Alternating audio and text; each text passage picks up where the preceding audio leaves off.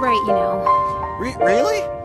You think you and I should... Oh, gods no. We're nowhere near ready for that. Oh, we could just take Gobber's advice and tie the knot. That should fix everything.